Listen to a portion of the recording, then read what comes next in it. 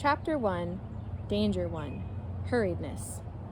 From the book, Save Yourself Some Therapy, 4 Modern Dangers to Our Mental Health and What to Do About It, by Amber Bateman, licensed professional counselor.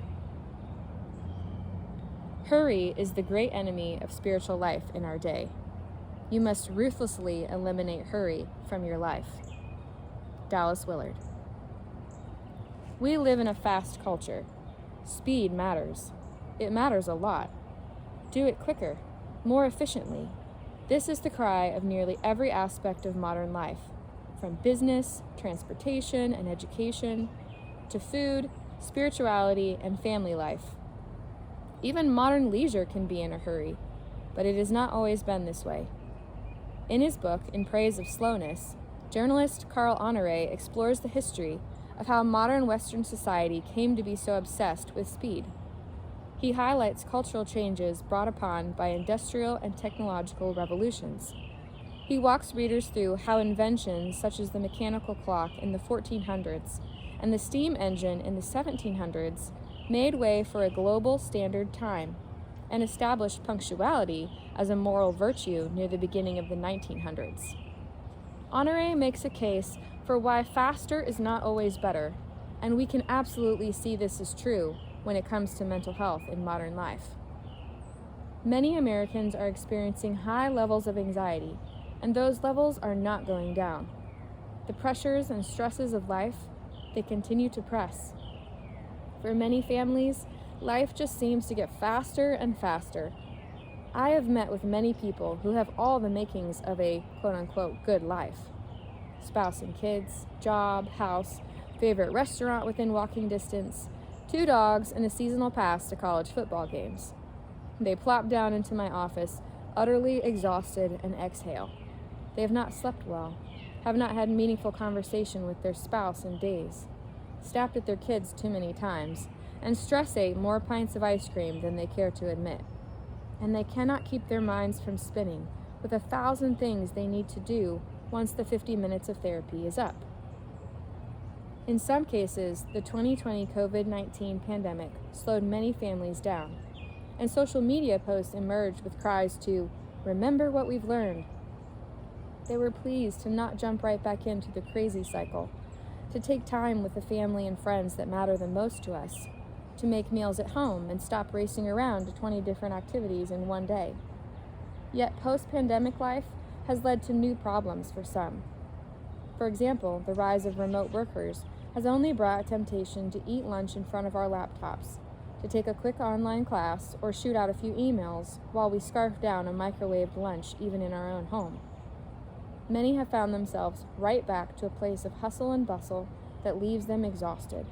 It continues to take a toll. I just can't keep up with it all, clients tell me. I have been there too. As a conscientious, task-oriented, perfectionist-prone achiever personality, I have been the worst at this.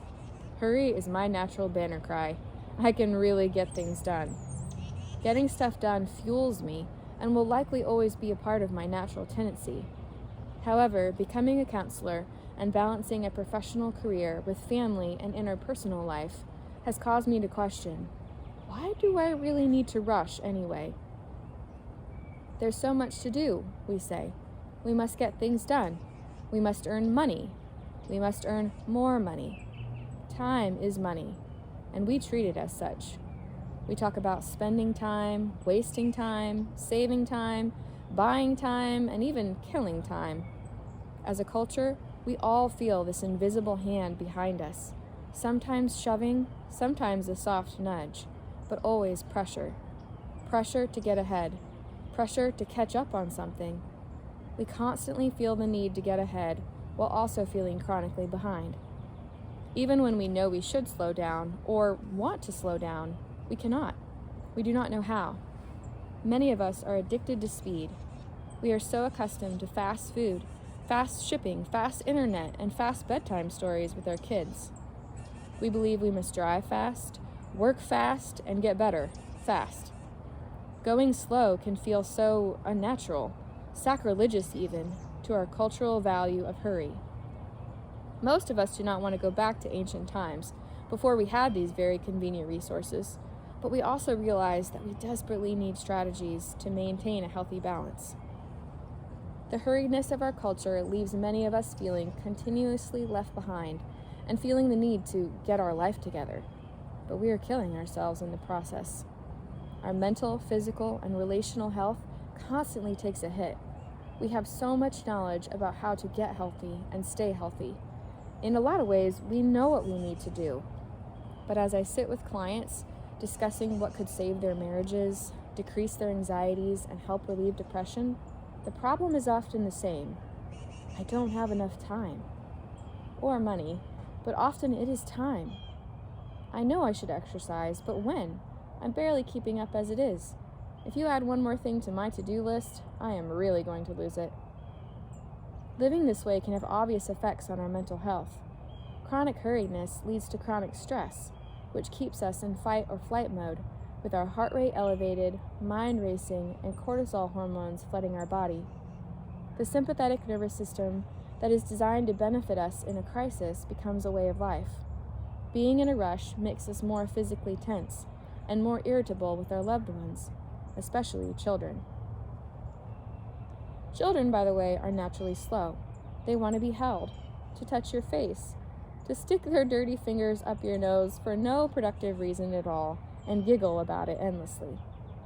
Parents know that during the walk from the car to the doctor's appointment that you're probably late to, children stop to examine a shiny bent paperclip or the remains of an unlikely squirrel skeleton.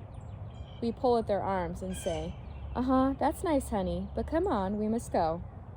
And we keep going and going, because when the doctor's visit is over, that child knows that their loving parent will haul them along to the next thing until they collapse in bed, get up, and do it all over again.